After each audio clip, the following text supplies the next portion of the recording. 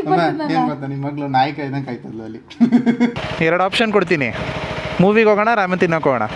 ಮೂವಿಗೆ ಹೋಗೋಣ, ರಾಮನ್ ತಿನ್ನಕ್ಕೆ ಹೋಗೋಣ. ನನಗೆ ರಾಧತೆ ಏನಂತು ಅಂದರೆ 12:15 ಬಿಡೋದು, 12:45 ಬಿಡೋದು ಅಂತ ಅಂದರು. ಅಮ್ಮ ಏನಂತ ಗೊತ್ತಾ, 12:45 ಬಿಡೋದು ಅಂತ ಅಂತು. ನನಗೇನು ಗೊತ್ತಿತ್ತು ನಿನ್ನ ಸ್ಕೂಲ್ 11:00 ಬಿಡುತ್ತೆ ಹಾಫ್ ಡೇ ಅಂತ. ನಮಗೆಲ್ಲ ನಾವಿದ್ದಾಗ 1 ಗಂಟೆ 1:30 ಬಿಡ್ತಾ ಇತ್ತು.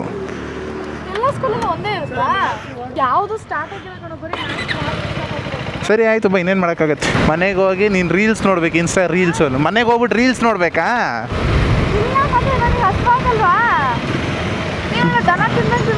ಬೆಳಗ್ಗೆ ನಾನು ತಿಂದಿದ್ದ, ನೀನು ತಿಂದಿದ್ದ, 4 ದೋಸೆ ತಿನ್ಕೊಂಡ್ಬಂದಿದ್ಯಾ? ಹ್ಞೂ ಕಣಪ್ಪ. ಯಾಕೋ ನನ್ನ ತಂಗಿ ತುಂಬ ಬೇಜಾರಲ್ಲಿದ್ದಾಳೆ ಅಂತ ಅನ್ನಿಸ್ತಿದೆ. ನೋಡಿ ಖುಷಿ ಪಡ್ಸೋದು ಹೆಂಗೆ ಅಂತ ನನಗೆ ಚೆನ್ನಾಗಿ ಗೊತ್ತು. ಮುಂದೆ 1-2 ಕ್ವಶನ್ ಕೇಳ್ತೀನಿ, ಹೆಂಗೆ ಆ್ಯಕ್ಟಿವೇಟ್ ಆಗ್ಬಿಡ್ತಾಳೆ ನೋಡಿ. ಯಾಕೆ ಮರಿ ಡಲ್ಲಾಗಿದೆಯಾ? ಏನಾಯಿತು? ಏನಾಯಿತು?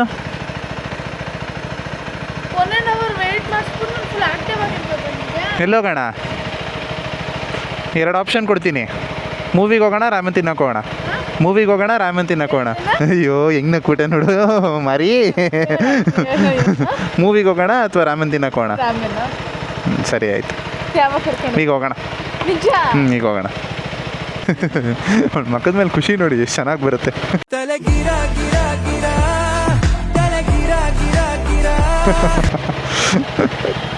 ಹೇಳಿಲ್ವಾ? 2 ಕ್ವಶನ್ನು. ಸೊ ಅವಳಿಗೆ ಮಾರಿ ಅಂತ ನಾನು ಯಾಕೆ ಹೆಸರಿಟ್ಟಿದ್ದೀನಿ ಅಂದರೆ, ನೀವೇನಾದ್ರು ಬ್ಲ್ಯಾಕ್ ಲವರ್ ಆ್ಯನಿಮೆಗೆ ಫೆಮಿಲಿಯರ್ ಆಗಿದ್ದರೆ ನಿಮಗೆ ಮಾರಿ ಯಾರು ಅಂತ ಗೊತ್ತಾಗುತ್ತೆ. ಇವಳು ಆನಿಮೆ ನೋಡಲ್ಲ, ಇವಳು ಗೊತ್ತಾಗಲ್ಲ. ಏನ್ ಗೊತ್ತಾ, ನಿಮ್ಮ ಮಗಳು ನಾಯಿ ಕಾಯ್ದಂಗೆ ಕಾಯ್ತಲ್ಲ ಅಲ್ಲಿ. 11:00 ಬರೀ 12:15 ಅಮ್ಮ ಫೋನ್ ಮಾಡಿ 12:45 ಕಣೋ ಅಂತು, ನೀವು ಫೋನ್ ಮಾಡಿ 12:15 ಅಂತು. ಇವಳು ನೋಡಿದ್ರೆ 11:00 ಬಿಟ್ಟೈತೆ.